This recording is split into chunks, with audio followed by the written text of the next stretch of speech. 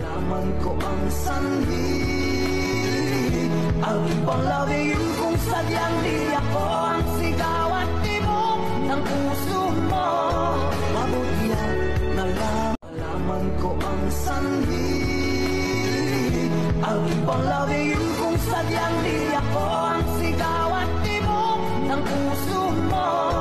Mabuti ang malaman ko ang sanhi, ang panglawin kung sadyang di ako ang sigaw at tibok ng puso mo.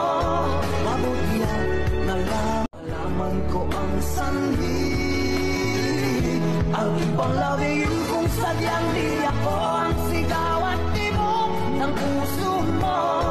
Mabuti ang malaman ko ang sanhi, ang panglawin kung sadyang di ako ang sigaw